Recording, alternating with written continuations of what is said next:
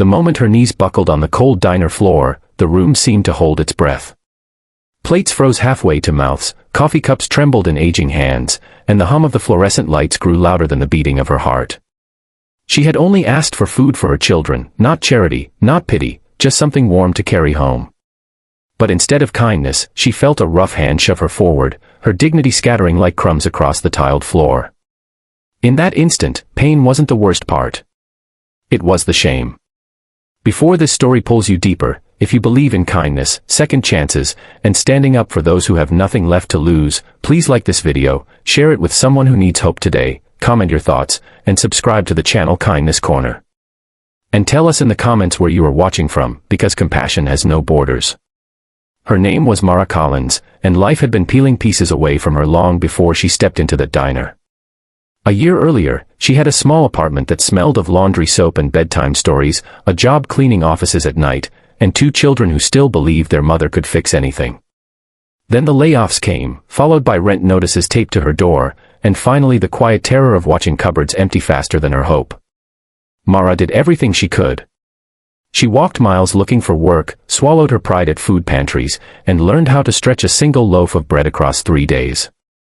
But that morning, her youngest had cried from hunger so hard that his face turned red, and something inside her cracked.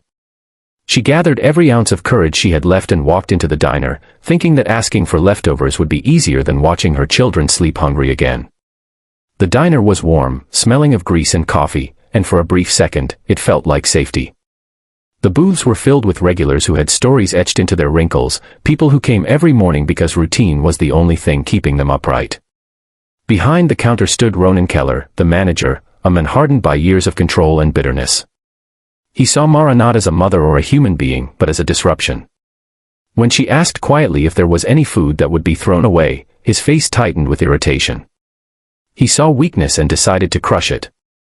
His voice rose, his temper flared, and before anyone could fully process what was happening, his hand was on her shoulder, shoving her back as if she were something dirty that needed to be swept out.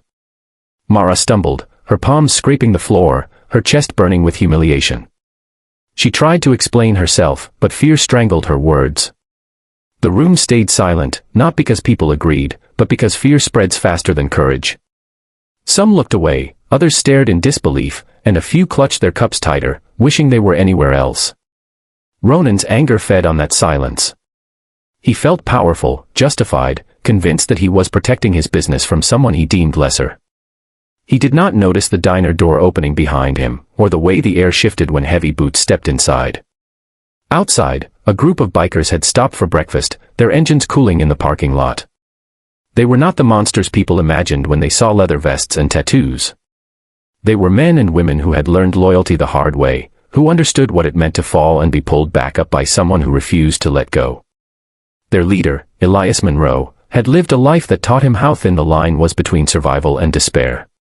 When they walked in and saw a woman on the floor with tears streaking her face, something ancient and unbreakable stirred in them. They didn't rush. They didn't shout. Their presence alone shifted the balance of the room. Elias took in the scene with a calm that made Ronan uneasy. The manager's anger faltered when he realized he was no longer the biggest force in the room. The bikers stood quietly, forming an unspoken wall, their eyes locked not with threat, but with judgment. The silence became unbearable. Mara pushed herself up slowly, her hands shaking, her heart pounding so loud she thought it might give her away. She expected more cruelty. Instead, she felt something else fill the space, something warm and steady. Respect. The truth spilled out without anyone raising their voice. The bikers learned why Mara had come, learned about the children waiting at home, learned how easily life had turned against her. Each word stripped away Ronan's sense of authority until he looked smaller than the fear he had tried to impose. The regulars began to stir, guilt loosening their tongues and courage blooming late but strong. Someone stood. Then another. The room that had been silent moments ago began to breathe again. Mara felt the shift before she fully understood it. Hands helped her to her feet, not roughly, but gently, as if she mattered. Food appeared on the counter, plates filled without being asked. Someone pressed a coat into her hands, noticing how thin her sweater was. The bikers did not demand anything. They simply stayed, their presence reminding everyone that cruelty thrives only when good people stay quiet.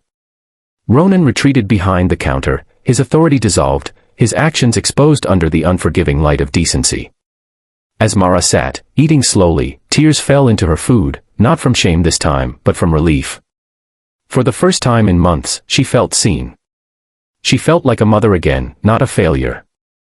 The bikers shared the space with her, not as saviors, but as witnesses to her strength. They reminded her, without speeches or promises, that the world still held people who would step in when things went too far. When she finally stood to leave, her arms were full. Not just with food for her children, but with something far heavier and more precious. Hope. Outside, the sun had climbed higher, and the air felt different, lighter. The engines of the bikes roared to life, not in menace, but in solidarity, a reminder that sometimes help arrives in forms you never expect. Mara walked home with steady steps, her back straighter than it had been in a long time. That night, her children ate until they were full, and she watched them sleep with a heart that felt stitched back together. She knew her struggles weren't over. Bills would still wait, jobs would still be uncertain, and fear would still visit her in quiet moments. But now she also knew something else.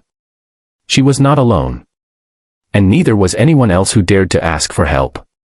If this story touched your heart, if it reminded you that kindness can change the direction of a life, please take a moment to like this video, share it with someone who needs hope, and subscribe to Kindness Corner so more stories like this can be told. Before this video ends, we have one special request for you. Please comment below with a single word that represents what this story made you feel, because your words might be the encouragement someone else is searching for.